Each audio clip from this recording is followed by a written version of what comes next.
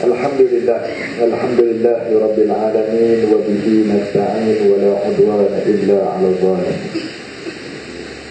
Asyhadu an la ilaha illallah wa asyhadu anna Muhammadan 'abduhu wa rasuluh. Allahumma shalli 'ala sayyidina Muhammad wa 'ala alihi wa sahbihi wa man tabi'ahu wa nasarahu wa wala. Radina billahi rabba wa bil islam dina wa bi Muhammadin nabiyyan wa rasula.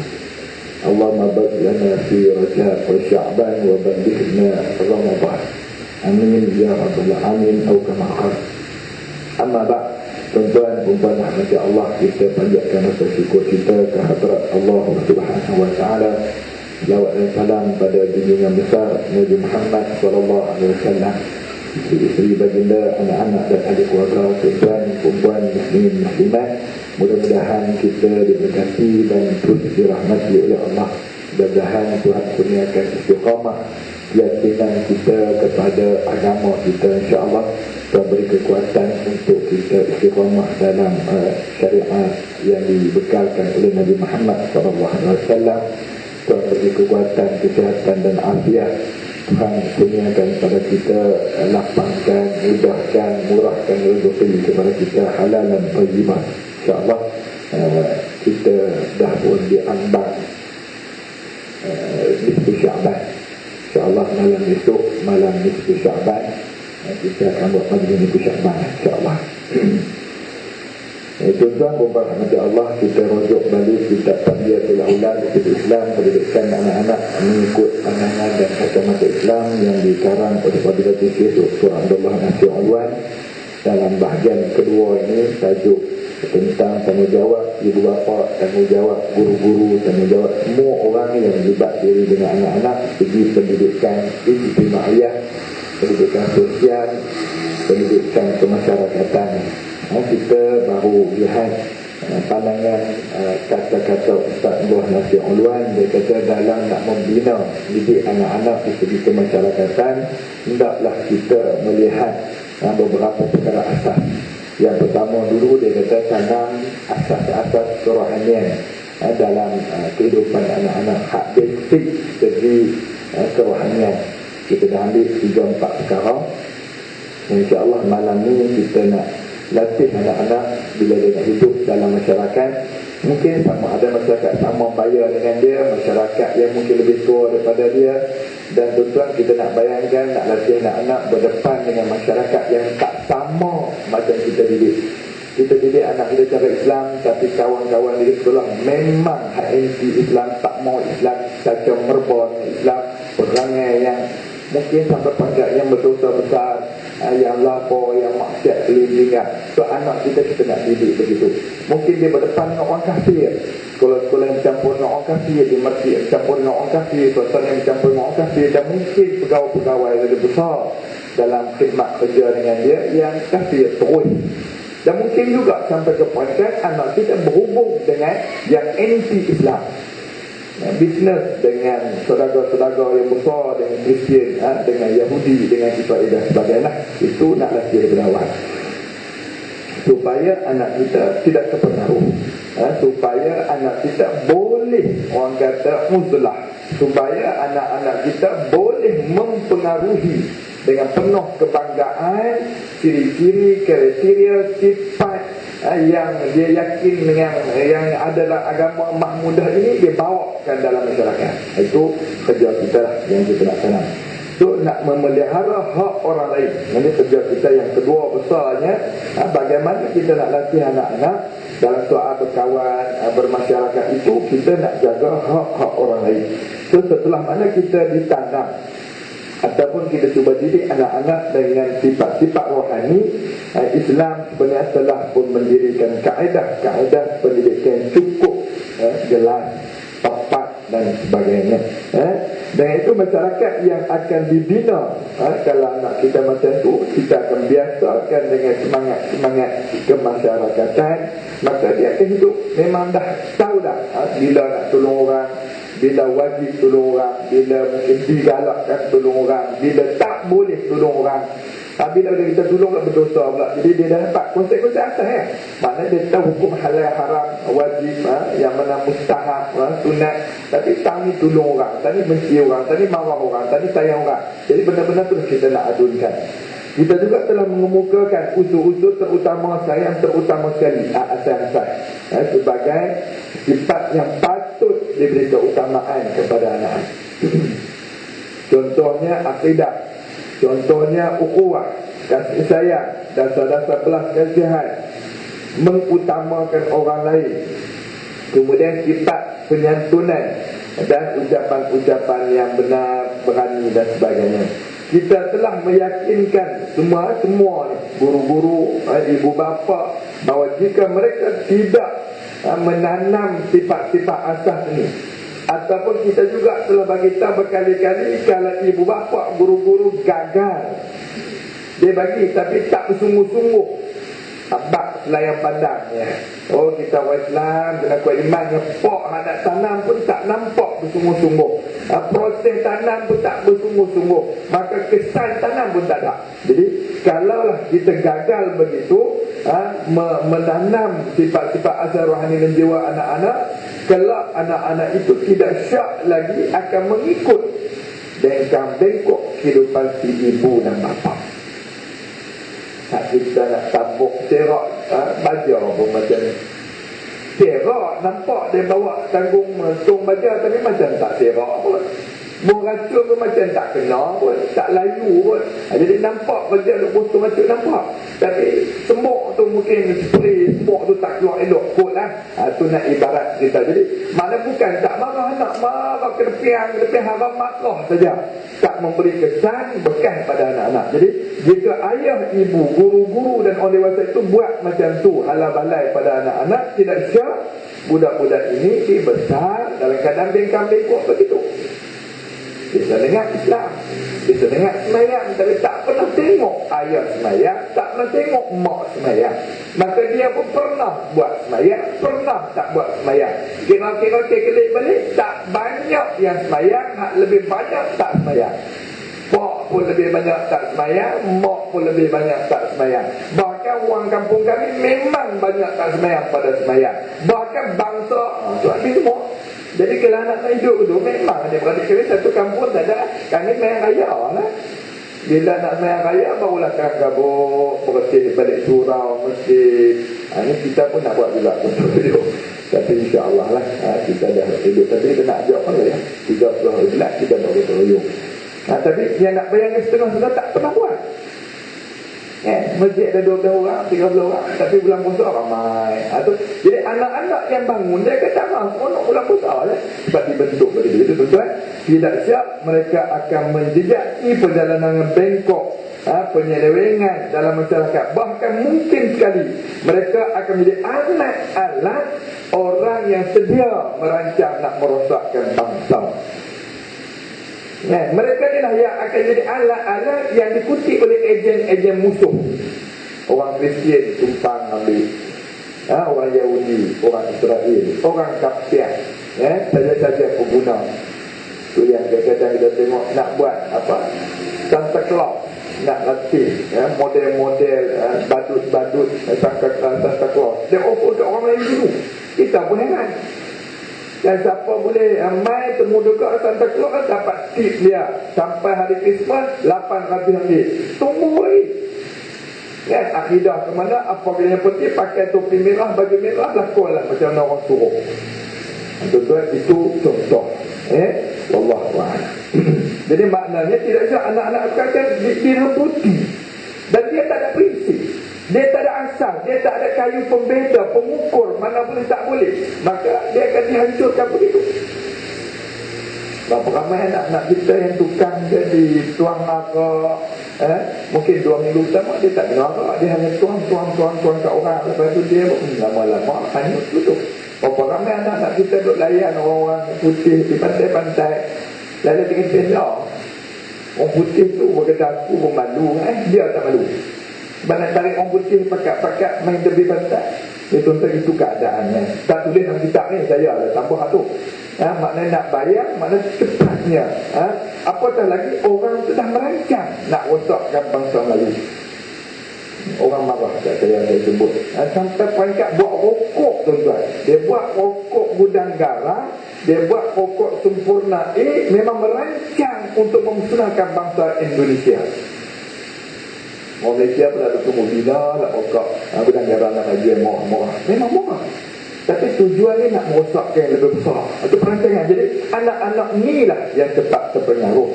Ataupun jadi ejen penjenayah. Dia tengok, tuan-tuan perhati tengok jadi kaki-kaki ulat ayak tu. Nak curi motor di pasar malam. Nak curi alat-alat. Dia tak ambil budak-budak di masjid. Dia tak akan pilih budak sekolah agama. Dia akan pilih budak tak ada sama bentuk. Anak ambil. Pakcik boleh bagi sehari 25 ambil. Tunggu lagi. Ayah dia tak boleh bagi. Didikan tak ada, panduan tak ada, upahan tak ada. Ikut je lah. Daripada tak ada motor, boleh dapat motor. Sekian-sekian pun tak apa. Jadi ulat kita kaki nak buat kerja. Jadi penjenayah pun akan ambil. Dan penghancur kepada nilai-nilai masyarakat. Jika mereka telah membesar dengan tabiat kerosakan penyelewengan ini, umur besar dia betul lah. Makan tak kira hal yang haram, kerja pelaku tak ada panduan akhlak, hidupan dia bersimpang siur, bergaul dan tidur di rumah pun boleh, tidur luar rumah boleh, tak balik mak buat tanggung. Contoh boleh bayang suasana masyarakat. Jadi mereka beri besarkan atas tabiat kerosakan dan penyelewengan, sudah tentu ketika itu tidak berguna lagi bimbingan. Dan lihat dah apa nak bimbing pun dia bersama dengan. Oleh itu ramai kita simpulkan di sini, kata Ustaz Abdullah Nasir Ulwan, bahawa menjaga hak-hak masyarakat satu yang lazim sekali bersama dengan asas-asas kerohanian. Jadi tuan-tuan kena pupuk baliklah apa hal pun tanggungjawab kita, anak-anak kita dulu. Asalnya kehidupan di rumah kita dulu, tuan-tuan tak boleh nak lepas tangan. Mak ayah tidak boleh mengatakan buat Ustaz masyarakat sekarang. Segi agama, hak agama tuan-tuan tak boleh lepas tangan. Tak dan kata, kita cakap sepatah daripada 10. Apa hal pun kita diberi amanah oleh Allah, dapat tubuh badan anak, kita lah yang akan menjawab. Kerana mas'ulah. Itu di antara. Di segi apa lagi? Segi undang-undang dunia, mak ayah tak boleh lepas tangan. Mau cenderung tuan, hakim, tuan, polis, datuk, anak-anak lah. Anak tak nak anak you. Tu dia nak bola buat bond pada ibu bapa. Anak salah, bond ayah. Anak salah, saman ayah. Dah memang duk terang lah. Sebab kita tak boleh mengenal. Tuan-tuan nak kata apa? Segi ekonomi. Kalau kita biar, mungkinlah kita kata Ustaz nak didik teruk. Cuti baru ni saya hantar ken sampai RM300 3 hari. Nak buat apa lah? Jadi itulah di antara yang tuan-tuan ada kemampuan nak didik sendiri tak boleh. Tuan-tuan terpaksa hantar ken, hantar tu modal. Lebih baik RM300. Takutnya bila kita korban RM300 kita tak mau, biar dia membesar, lepas tu kena sama RM3,000. Tidak lokal. Saya bakna berapa kali lah bila merosot saya, dia ambil dia tidak di lokal. Ini kesian Ustaz, ni mak kesian tak kena minta. Itulah pengajaran untuk anak-anak yang dah tersimpan. Biar dia rasa tidur alokak ke mana. Ustaz, ajak apa nak itu kesian. Apa ni? Kita geraklah semua. Susah Ustaz dia pergi budak. Kesian kat budak. Kita biar anak kita masuk neraka. Jadi benar-benar tu nak kena hidup lagi. Wallahualam. Jadi masa itulah kita dalam nak jaga masyarakat lebih jauh, itu di asal kita nak didik anak yang berdepan dengan berbagai manusia. Maka pada asasnya malam ni kita akan tengok beberapa hak. Walaupun mungkin tuan-tuan kita akan dapat, saya pun bila baca kuliah ni tempat dia ada orang bagi respon. Kita yang duk pelak, kita yang duk pedar, kita yang duk pelembut, kita yang duk orang kata bagi orang kata zina balik. Bina. Tapi hak orang duk beracun, hak orang duk binasa, hak orang saja-saja nak tarik, ada strategi ataupun sedikit yang memang dicari budak-budak sekolah agama. Sampai periksa kaitan dengan murtad. dalam perbincangan mereka memang sasarannya kita pilih orang-orang yang berasaskan agama. Di Indonesia secara terang-terangan gerakan kristianisasi. Setiap pesantren cari kutip anak-anak tu jadi murtad dulu. Setiap pak kiai kutip bagi kenal keluarga dia sendiri. Bila kenal keluarga dia murtad, dia senang. Indonesia kan satu keluarga tu boleh campur nikah Kristian tak Kristian. Keluarga pak kiai pun nikah dengan Kristian juga. Pak kiai tu selok, dia takkan minta lah saja dulu.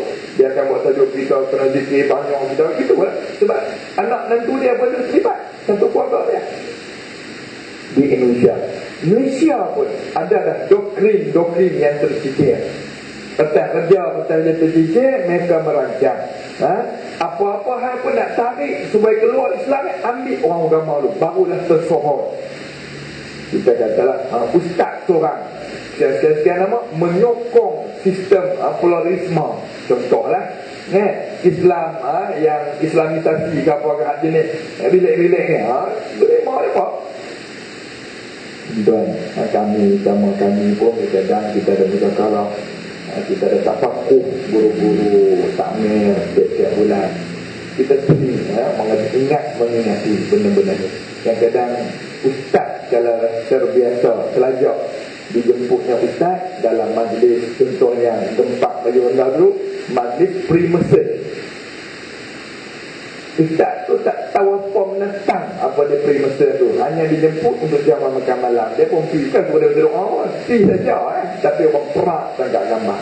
Ustaz ni pun dia menyokong pertubuhan yang menyokongkan Yahudi. Lepas tu baru dia start. Alhamdulillah ustaz kita cepat sudah dia tarik balik. Bukan dia sengaja pergi dijemput oleh kawan rapat atas dasar makan malam saja. Dia pun tak tahu pun dia. Jadi itu dia antara lah. Dan bagi-bagi lagi tuan-tuan kita nak mengingatkan diri kita sebab kita berada anak, kita nak bina masyarakat. So tuan-tuan memanglah kalau tuan-tuan rasa kalau kita didik pun anak kita akan rosak. Jadi kalau tuan-tuan tak didik, sah lah rosak. Itu lah jawapan saya. Kalau kita didik, mungkinlah Tuhan bagi berkat usaha kita tu, dia belajar siap, dia terlanjur, lepas tu lama-lama dia sedap balik. Tapi kalau tuan-tuan tak pernah bekalkan, satu nak jawab depan Tuhan. Yang kedua mungkin kita tersangka, kita nak pergi lokap pusat sonti ke penjara lah, nak terlibat ni. Lepas tu kerja kita pun tak senang. Tuan-tuan susah nak didik di peringkat awal, tuan-tuan susah selama-lamanya. Tapi kalau tuan-tuan susah didik penat ustaz, makan pun tak ketahuan, duit ringgit tak ambil dia nak didik anak. Dan mungkin kita lapang masa penting. Tak kalau dan anak-anak alhamdulillah semua saya bagi kahwin, mereka ada keluarga masing-masing. Lapang tapi mula kalau itu tuan-tuan timbang. So kita nak tunaikan hak kita. Kerja kita mulai di malam ni, tahu apa hak orang lain, kita bagi. Nak dapat pulangan atau tidak, serahkan Tuhan. Kita diberi oleh Ustaz Abdullah Nasirullah ada 6 tajuk key. Maknanya hak kepada 6 pulungan yang berbeza-beza.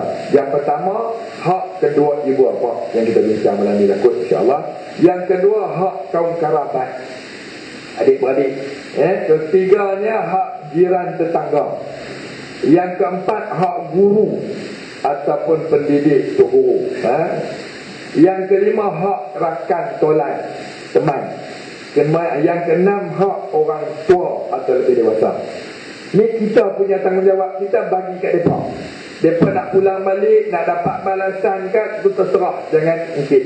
Jadi latih anak-anak, ni kerja kamu sebagai anak kepada ibu bapa.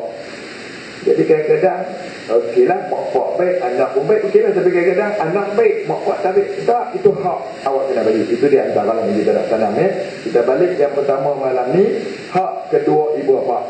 Sepenting-penting, yang paling hebat, yang wajib diambil berat oleh si pendidik untuk mengenalkan si anak itu ialah hak ibu bapanya. Si anak hendaklah diajar mematuhi mak ayah. Respektasi anak pada mak pak mesti dibina. Tuan-tuan, kalau sampai anak tak respect kat ayah, dia tunjuk penumbuk lupa hamai, lah ni dia ada tak tahu dia gigit pom. Kita mungkinlah setidak-tidak pun tonton gempak kita kan ini tengih lah ya Allah dengan anak-anak supaya anak takut kira tu kira tak cerdik mengikut hikmah dan pengajaran Islam, tapi cerdik segi adat Melayu.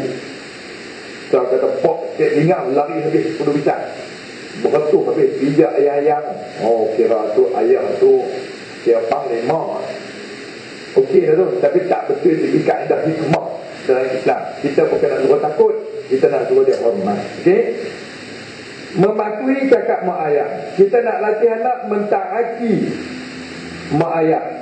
Cuba bayangkan nak latih anak-anak supaya berbuat baik kepada kita. Bukan nak marah dia, tapi nak latih bagi dia faham. Awak kena memahami kesian abah, kesian ibu, hormat balik mak dan mengandung kamu. Jadi kalau ada kem-kem, kebanyakan kem-kem yang kita buat di anak-anak banyak dia sentuhan ni. Betul-betul berjaya sentuh yang ni, anak macam mana nakal pun dia tak hormat kat orang, dia minta mak dia hormat. Jadi itu kejayaan berbuat baik pada mak dia. Dia bertilah. Kemudian dia bersedia untuk khidmat. Masa ayah tua, masa ayah dia sakit, masa ayah dia ada simpang musibah, dia boleh, orang kata boleh pulangkan balik lah. Latih gitu. Terutama sekali masa tua. Tidak mengangkat suara tinggi pada suara ibu bapa. Lihat mak-mak normal, kalau mak-mak pekak memang kena derah. Pak oi! Pak pekak tu, pak bertobat lahu, tak dengar. Dia kena dokar je lah. Itu bukan biadab. Itulah beradab. Awak yang dokar, pak kami tak dengar. Popat depan muka, dokar lagi, pak! Ya. Tengok pak dia kena. Itu bukan marah. Itu bukan tak badab. Itu tu. Tapi adab biasa, janganlah tinggi suara. Tinggi suara ni macam ayat Quran, ya ayyuhallazina amanu la tarfa'u aswatakum fawqa sawtin nabi. Ikut terjemahan tu, mana jangan orang beriman, jangan kamu angkat suara lebih tinggi daripada suara Rasul. Bukan segi nada suara langsing tinggi tu, tapi segi adab. Nabi tak jawab, hanya dengan pandai-pandai buat keluar hujah. Lagi Nabi tak cakap dulu, hang jangan bagi idea. Lagi Nabi tak orang kata apa-apa ke depan, hang jangan mendahului dia. Tu maksudlah tarfa'u aswatakum. So dengan ayah gitu juga. Yang kadang ayah suruh, tak apa, ayah bagi habis jabat, bayar.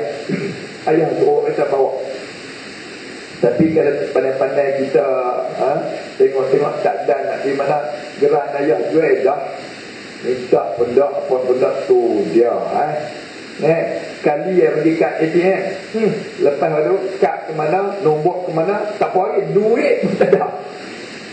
Tu teruk sangat lah. Tapi kalau kita sebagai ayah lagi tak ambil, Masya Allah, bagus. Kemudian mendoakan mereka sesudah mereka meninggal dunia. Ada nasib. Dia hormat kita bukan setakat hidup, sampai mati. Dia rambi kita, dia tak kencing ke kubur kita lah. Kalau kubur kita pun dia jaga. Batu nisan nak tenggelam lah, lagi 2 inci. Dia suruh Tok Siap korek balik ni mesti ni. Takkan tuan-tuan tak jumpa Tok Siap lagi bang? Jumpa lah Tok Siap, jumpa maki.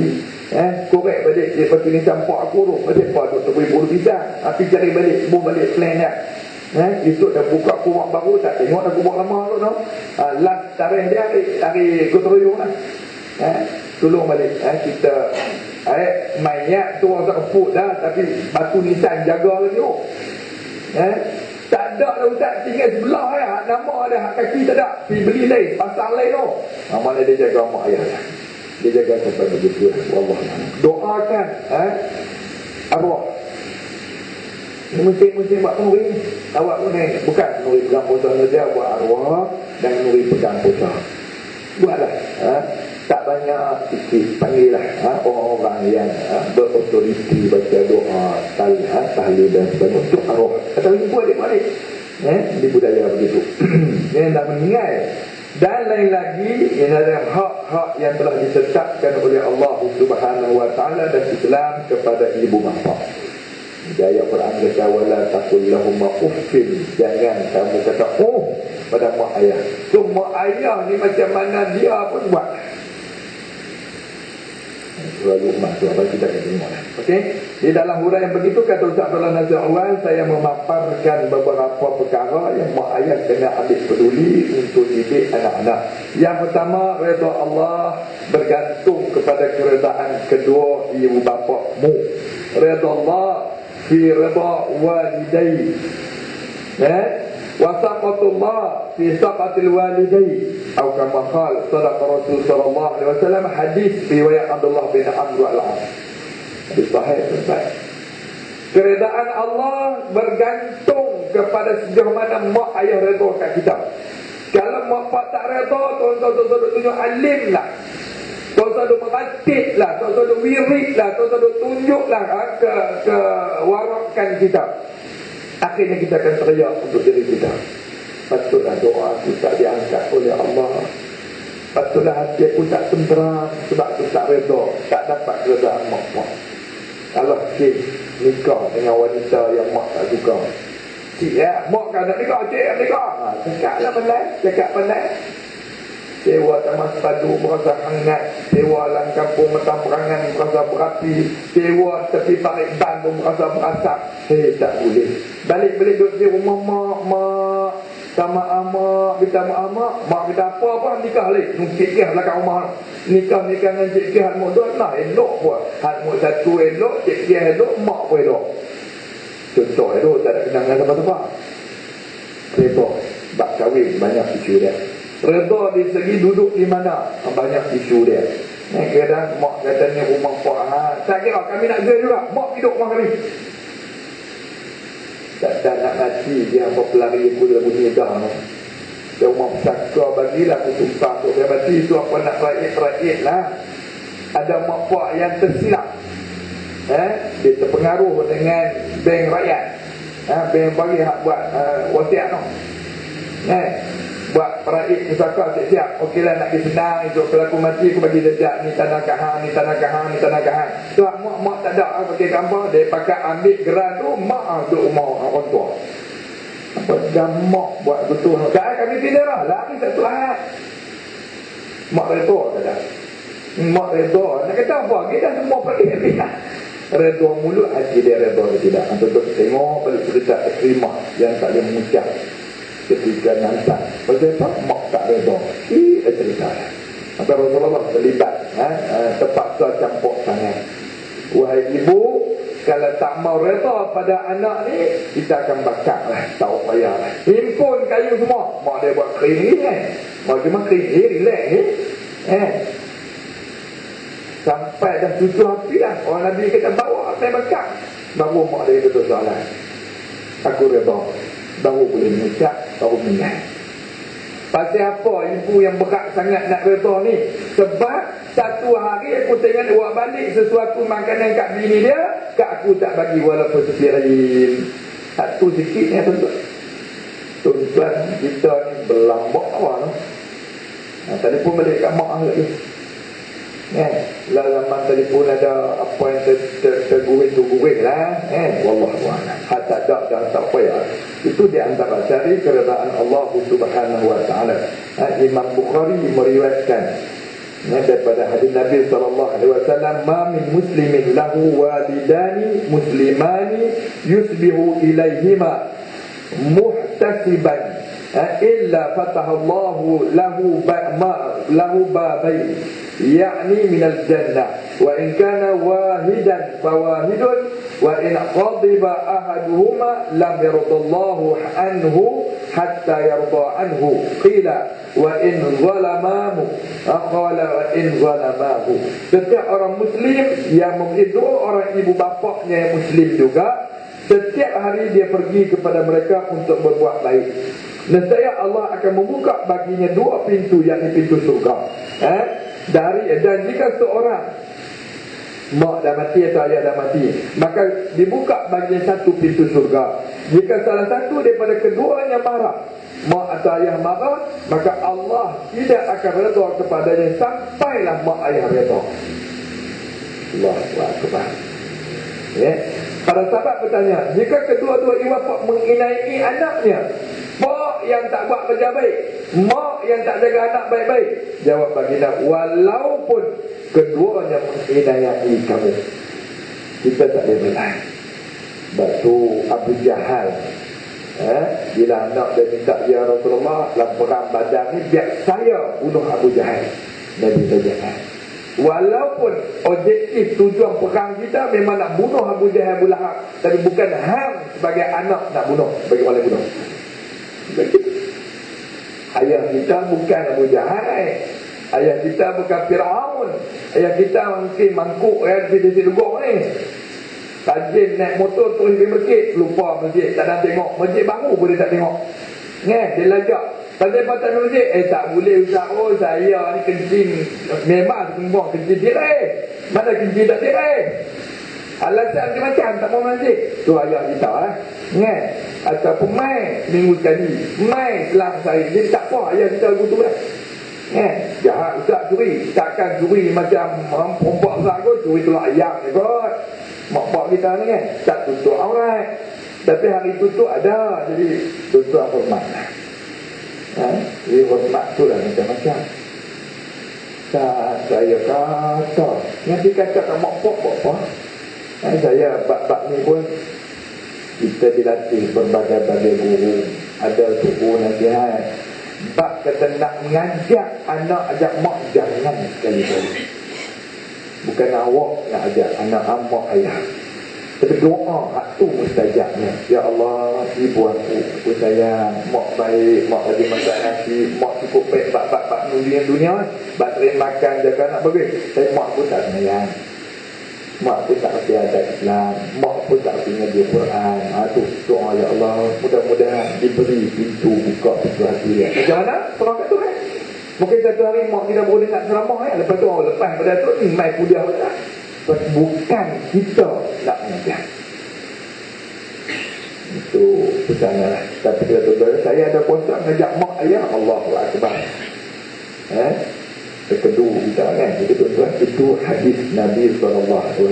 Walaupun ibu bapa kamu kafir, buat baiklah pada dia. Hak sebagai seorang ibu, walaupun kita tak dibagi hak Islam. Jadi hak ibu boleh, hak waris boleh. Bahkan kalau tuan-tuan nak teka, lagi baiklah tunjuk akhlak. Walaupun dia kafir, kita Islam, lagi tunjuk akhlak baik, lagi dia sayang. Contohlah, saya ada jadi cerita lalu anak Cina. Daripada mak akhir lah ni balik kat mak Cina, cium tangan. Cina kan ada budaya cium tangan kan? Mak dia pula kata apa lah dah pegang cucu dah, dukung cucu Melayu dah. Yang pak hak duk mabuk naik lori ikut dah pula ni, dia tak torah, dia kena jual makan nasi motor di Melayu. Okey kan? Walaupun target tak boleh, kita tak suruh juga, tak doa juga bagi masuk Islam. Itu kita tak tunjuk, tak ada tajuk tu kan. Kita hanya nak bukti sikit pak kita hak rajin duk melepak berapa ubi, nak suruh main tidur di masjid.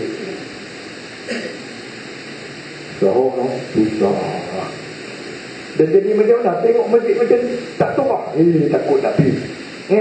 Tapi tak kata pampir ke, expo ke, masjid ke, sebuah masjid ke, nuri ke, tepi sungai ke, apa hal ni semua dia rasa mudah pergi. Tak masjid ya. Habis tu kita pun nak kena kepin lagi. Nak buka camping kat apa? Contoh orang penting. Tapi kami ada masalah kita puasa, kita pun nak minta tiket ni. Berapa orang penting je duduk? 80 orang. Yang main masjid 8 orang. Jenuh tak nuat. Pening. Nak tarik lagi 70 berapa orang. Pasal apa tak mau main? Taman dah sangkut dah. Jadi kena dekat dulu. Kita kata orang yang memang dia tak ada penting tapi dia dah kaya dah. Pasal apa tak mau masjid? Kita kata ada lagi anak-anak yang ngaji sekolah agama. Yang ni serius. Kena cek berapa orang ngaji pondok, berapa orang tahfiz, berapa orang sekolah agama SMKA, berapa orang sekolah SABK, berapa orang. Cek tengok, ada 14 orang. Hak duk main seorang ya. Kita nak kena fikir. Pasal apa orang ngaji sekolah agama tak mau main surau, tak mau main masjid. Dia kata tak, kalau pergi akan suruh jadi imam. Okey, kita try jadi imam. Kod lah dia nak tu. Ni saya pergi tengok orang bertengah, mana nak heran, hamai berkepiah tak kan, mana kami kenal kita hamtai. Contoh-contoh itu. Jadi jandanya, anak yatim semua kita nak kena semak, barulah kita nak kembalikan balik, insya-Allah. Takut juga anda. Sebab tugas saya seronoknya, orang tu seronok. Oh, bilik baru pun, bilik baru. Tak, orang kita tak pergi pun macam tak mau pergi pun. Patut tuntut pergi pakak-pakak pergi ramai-ramai lah dia orang semua-semua nak siap kan. Tak pergi lagi buat dakwah lah. Jadi tuan-tuan, itu di antara biasalah masyarakat manapun itu kehendak kita. Yang kedua tuan-tuan, kita nak bina anak-anak tadi supaya mentaati kedua ibu bapaknya, didahulukan lebih daripada tuan-tuan berjihad fisabilillah. Kalau dia tak balik, tak boleh pergi jihad. Lagi mak pak dia tak izin. Kalau dia dah balik, utamakan mak ayah kadang-kadang lebih aula daripada pergi jihad. Jadi bila Nabi ditanya oleh sahabat-sahabat, ayul a'malu afdal, ada yang Nabi jawab, al-jihad fi sabilillah. Orang lain pula tanya, Nabi jawab birrul walidain. Orang lain pula tanya, Nabi jawab as-salatu ala waqtiha. Amalan paling baik jihad fi sabilillah. Tetapi ada orang yang bukan tahap dia. Pasal apa yang kata birrul walidain? Semak dalam tafsir, dalam apa-apa hadis tu dia katakan orang yang Nabi suruh buat baik tu dia dah ada amalan dia, ibadat dia semua baik, tapi dengan mak pak dia hubungan tak baik. Prioriti hak Nabi perang adalah orang pergi perang, hak jaga mak pak. Sebab orang lain tak ada nak jaga mak pak. Sebab tu tuan-tuan, kalau kita anak lelaki seorang beza dengan orang anak lelaki 2-3 orang. Kita yang duduk dengan mak seorang, adik-beradik lain maju berbeza tanggungjawab dengan orang lain, adik-beradik keliling rumah. Jadi benar-benar nak kena timbang semua lah. Okay? Qala rajulun lin Nabi sallallahu alaihi wasallam ayujahidu? Qala laka abawain. Qala na'am. Qala fa fihima fajahid. Seorang lelaki biasa datang jumpa Nabi sallallahu alaihi wasallam, ya Rasulullah, aku juga ingin berjihad. Nabi tanya, interview jihad tu. Dalam interview Nabi bagi satu soalan, apakah engkau memiliki 2 ibu bapa? Jawab dia, ya. Jawab Nabi SAW, maka kepada kedua ibu bapa itulah lebih baik jihad kamu. Ini masa mana ni? Masa jihad orang lain dah ada. Tapi masa perang Badar, perang Uhud, Nabi tak jawab dulu. Yang ni semua all out, semua lelaki kena berjihad. Ayat ni tak ada lah. Ni ayat macam kita lah, tentera dah ada, rela, watania, apa lagi, polis, ATM, apa lagi, PGA, apa lagi, gerak semua ada. Hang duk isi lugut, jaga mak pak lah. Tetapi kalau masa diserang negara tu semua pusuk kena, tu memang semua kena berjihad lah. Itu beza dia tuan-tuan. Imam Ahmad dan Nasai pula meriwayatkan daripada Muawiyah bahawa Janimah telah mendatangi Nabi sallallahu alaihi wasallam. Jawab bagi beliau, ya Rasulullah, aradatul gharwa wa bi'tu astaridu ruka, faqala hal laka min ummin? Qala na'am. Qala ilzamha fa innal jannata 'inda rijlaiha. Seorang Nabi nama Jamihah tadi kata, ya Rasulullah, sesungguhnya aku ingin memasuki medan perang. Saya datang ini untuk meminta nasihatmu, ya Rasulullah. Baginda tanya, apakah kamu masih mempunyai ibu? Jawab dia, ya. Nabi jawab, jagalah dia baik-baik, kerana sesungguhnya syurga berada di bawah telapak kakinya. Macam-macam lah hadis lain itu, tuan-tuan. Itu kita dengan mak ayah latih bagi ulang banyak kali. Ingat, syurga ada buat telapak kaki ibu kamu. Mak ayah kenapa?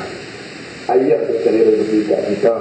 Tuan-tuan cuba bayang satu suasana hidup seronok dalam masyarakat ni. Kalau anak tu doakan mak pak dia, ya Allah, pak aku pergi kerja, ya Allah, mesti pak aku panas dah ni, ya Allah, mesti hujan lebat, ya Allah, selamatlah ayah aku balik dalam kerja. Kan seronok. Ni pergi kerja tak ada siapa doa, maki lagi ada. Ni pak han tak balik ni tengok balik ni. Oh, yang pak hampa jangan jadi panggil aku pak han. Yang pak kata celaka bini di rumah kan nak buka nasi hidup. Nak hidup ke mana? Cuba hak di rumah doa, hak di pejabat doa di rumah, insya-Allah. Dia latih anak-anak. Patut ayah bagi yang ni. Dengan jam cuba doa lah, mudah-mudahan ayat selamat pun ada hal di jalanan. Lu hak pancik reka pun rasa ada orang tolong lah. Macam gini duduk lah. Memang pancik sungguh. Laki dia kata, macam mana rantau? Tak, kami doa. Ya, pokok ayah ada masalah. Ya, memang pancik. Tapi ada orang tolong. Walaupun saya spare tak ada angin. Sebetulnya ada orang tolong. Doa. Ya, tuan-tuan, itu dia antara. Jadi tuan-tuan, harapan kita lah tuan-tuan. Jangan biar. Sekian. Yang ketiga, berbuat baik kepada ibu bapa. Dalam ayat Quran surah Isra ayat 24, wahfiz lahuma janahal dhulli minar rahmah wa qur rabbirhamhuma kama rabbayani shaghira. Ini yang biasa kita baca doa kan, rojak sidi tu. Jadi dalam surah Isra, turunkanlah sayap-sayap kerendahan dirimu kepada kedua ibu bapa. Jadi nak bayangkan macam burung yang ada sayap, turun pergi rendah naungi mak ayah. So kita hebat macam mana ketua polis ke, ketua pengarah apa besar pun, dengan mak tetap mak. Jangan sampai mak berkata habis, ya tuan kapten, amboi mak ni apa anak om tak? Ya Muhammad. Mak pula dengan nyembah teruk. Jadi tuan-tuan, cubalah turun. Masa biar mak kita tak tahu kerja apa, tak apa lagi bagus. Jadi tahu awal kita orang panggil tantri, kita balik mak panggil awal. Mak you, jangan buat begitu. Awal pun awal lah. Ya mak, cek. Saya tua ni, kadang-kadang saya bunyi ni, kadang-kadang ada orang yang bergelak ni, ustaz sebut cek, sebut dia lah. Dengan mak panggil cek. Malu apa? Mak kita. Tuan-tuan, itu di antara. Wallahualam. Arah Tuhan, wahfiz janah. Kentangkanlah sayap ke rahmat, kata kemuliaan kamu pada mak ayah secara rahmat. Wa qul, dan katakanlah rabbirhamhuma, ya Allah rahmatilah kedua mereka bagaimana mereka merahmati kami, menyayangi kami masa kecil. Imam Bukhari meriwayatkan dari Imam daripada Abu Hurairah, sabda Nabi SAW menyebut, turfa'u limayyit ba'da mautihi darajtuhu fayaqul ay rabbi ay shay'in hadha fayaqulu lahu waladuka istaghfaraka. Orang-orang yang telah mati akan diangkat darjatnya sesudah matinya. Mayat pun naik lagi darjat. Pasal apa? Nampak macam naik lagi. Patutnya amalan dah tak ada. Jadi bila mayat yang terangkat, mayat adalah darjat ni, maka berkatalah dia, wahai Tuhanku, mengapa jadi macam ni? Mayat pula heran, aku dah mati, macam mana pula dapat darjat keberkatan lagi? Jawab Allah Subhanahu wa ta'ala, anakmu telah mendoakan bagimu keampunan. Jadi peluang landasan yang masih memberi tanggungan pahala pada mak ayah hanya saluran anak-anak soleh yad'ulahu. Kita ambillah peluang. Kalau tuan-tuan, janganlah tunggu adat Melayu sampai mimpi baru nak buat peluang. Teruk. Abang, cik mimpi mak kita 2-3 hari teriak. Abang kata aku mimpi juga. Oh, kita 3 orang mimpi kena buat peluang tu. Tu kurafat nasib luka. Mimpi baru nak buat kudu apa berapa duit nak bagi malam Jumaat tu abang tu siap malam ni saya pun 200 tu buat lah tabur kan bagi terus je kan. Kita nak teruskan budaya buatlah doa malam Jumaat pagi Ahad, dan kita berjaya juga tahun ni nak buat akikah. InsyaAllah kita nama masjid buat akikah ramai-ramai 400 duit 400 ringgit buat akikah. Mana nak cari tuan-tuan? Lauk saja pun tak pun nak lepas tu. Tapi kita kumpulkan 7 orang berjaya dari itu. Dan saya target insyaAllah 1 tahun 2 kali kita buat kekah. Himpunlah siapa yang baru beranak ke apa kan, kita himpun pula 7 orang lagi selain daripada korban. So korban sekali kita makan, kekah 2 kali setahun. Rasa-rasa semua anak kalian boleh buat kot. Kalau nak buat kenduri di rumah, saya rasa tak lebih tak kurang pada 1000 kan. Berat lagi, lauk pauk lagi apa. Sebelah kami, kalau kami saja apa 700-800 dah.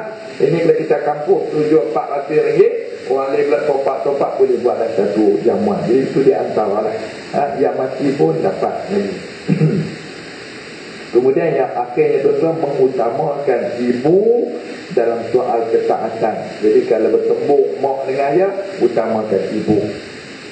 Hadis Abu Hurairah radhiyallahu anhu, Ja'a rajulun ila Rasulillah sallallahu alaihi wasallam faqala ya Rasulullah man ahaqqu bi husni sahabati qala ummuka thumma man qala ummuka thumma man qala ummuka thumma man qala abuka. Seorang lelaki telah datang kepada Nabi SAW bertanya, ya Rasulullah, siapa yang lebih berhak saya baik buat kawan? Nabi kata, mak kamu. Lepas pada tu siapa dia? Mak kamu. Dua. Lepas pada tu siapa dia? Nabi kata nombor 3 pun mak kamu. Dia tanya lagi nombor 4. Lepas pada tu pak kamu. Jadi kita, maksud saya cakap lagi-lagi jangan jealous lah, sebab itu hukum hakamnya. Jadi kalau nak praktikal, try mak. Bila mak panggil, ayah panggil, pergi kat mak lu. Mak panggil, ayah panggil, temu ni, pergi kat mak juga. Hampa tak jawab, saya mak hang tak boleh. Abah 3 kali 4 kali boleh lebih ayah. Dia sepak tak boleh bang. Mak tak ada sepak, ayah sepak. Kadang-kadang mak ayah pergi yang pergi ayah. Mak pun kalah, patut 3 kali mak. Habis kerja mak 3 kali, baru buat ayah apa? Elok kerja ayah susah lah. Terus tengok kalau buat lau tu kira paku tak punya. Ayah. Elok habis tu ayah. Mak tadi saja-saja pergi. Kemudian riwayat daripada Sulaiman bin Buraidah daripada ayahnya, anna rajulan kana fi tawaf hamilan ummahu yatufu biha. Fasa'ala Nabi sallallahu alaihi wasallam, hal addaitu haqqaha? Qala la wala bizafratin wahidah. Seorang lelaki kedapatan di waktu tawaf sedang mendukung ibunya bertawaf dengannya. Maka dia bertanya, ya Rasulullah, apakah saya telah menunaikan hak ibu saya? Jawab Nabi, belum. Walau sekali berita sekalipun. Sampai kok mak pergi tawaf haji, ya Rasulullah, aku dah tunaikan tanggungjawab aku pada anak. Nabi kata, tak lagi. Tak balas lagi. Mak hang mengandung 9 bulan. Itu saya tak mahu. Tak balik lagi. Walaupun 7 pusingan duk tanggung. Bukan wheelchair. Bukan pakai lah ni bayar duit mak pergi buka. Tanggung kokok. Nabi kata tak lepas lagi. Mak punya orang kata tanggungjawab, mak punya korban kat kita tu. Jadi tuan-tuan, inilah beberapa cantiknya sunnah yang ada kat kita. Kita nak kena latih anak-anak untuk buat baik. Cerita Al-Qamah saya dah sebut secara tak langsung tadi. Jadi kita harap beberapa pengajaran yang kita boleh satu nak ambil sebagai keyakinan hadis-hadis dan cerita tu. Yang kedua, kita nak ubah, nak olah cerita-cerita tu untuk didik anak-anak kita pula. Memang agak sukar, tapi itulah natijahnya. Kalau kita tak berjaya mendidik anak-anak, sebenarnya ada rahsia itu. Kita tak didik anak-anak, orang lain didik anak kita. Siapa dia didik? Syaitan. Itu yang penutup malam ini. Kalau tuan-tuan tak bersusah payah didik anak mengikut acuan Islam sebagaimana hadis Nabi, sebenarnya tuan-tuan telah memberi ruang, memberi peluang, green light kepada syaitan mengasuh, mendidik, mempengaruhi, merosakkan anak kita. So biarlah kita korban. Mungkin ya Allah, saya dah usaha didik. Walaupun dah rosak dah usaha, anak tak apa, tarik balik, hantarlah pusat pemulihan, ajaklah dia taubat, bagi dia bimbingan. Walaupun dah belajar, walaupun dah lepas rumah Ustaz, tak apa, tegurlah. Mat, ayah rasa hang kenapa betul anak-anak hang tu? Ayah kata apa? Dulu ayah tak pandai, lah baru ngaji, hang buat tu silap didik, tak aku betul. Hang tak mau bela anak anak ayah. Tu yang dia ada seorang jaga cucu lagi elok. Betul cucu, bini dia belak. Dulu ada anak tak dulu ajak aku ni pun tak cucu kemai. Dia kata nak buat sana ajak, aku ikut sunnah Nabi. Nabi pun ajak asal musik lebih banyak. Bukan niat saya nak pelesih Nabi, tapi kan betul tengok betul cara Nabi didik Qasim ke Abdullah ke Ibrahim anak lelaki dia, ataupun Siti Fatimah, Ruqayyah, Umi Kalsum. Tuan-tuan bisa dengar cerita hadis berjarang ada bagaimana Nabi didik anak dia. Mana mengikut adat-adat dulu, tapi didik Hasan Husin cucu jelas didik hadis. Jadi Tak salah tuan-tuan. Bahkan anak-anak kita tu, kalau hampa tu buat busy, sibuk, tak ada masa jadi anak, mai hantar mai kan. Saya lupa. Aku pun ada budak ni, mai kami nak jadi. Hantar kularak tu yang ramai duk tunggu untuk wan tunggu kularak, bukan hantar. Nak orang cucu tengok tua-tua lah. Duk tunggu motor tu, takkan anak kot, kecuali bini muda lah. Tapi sah kita kena cucu. Tu kita ambil dulu. Di samping tuan-tuan hantar. Kadang-kadang, dapat juga model duit minyak tu. Lepas modal. Janganlah hantar saja. Bibit. Amat. Ni untuk orang sayang. Bagus. Ambil dah beli kat orang. Kata sebagainya. Kita latih cara tak masuk. Tak masuk kita. Ayah bibit nak. Tapi tok orang. Tok bibit nak situ. Boleh. Wallah. Jadi, aku qawli hadza wa astaghfirullah al-azim li wa lakum. Kita sudah dengan sudah kafarah dan juga surah.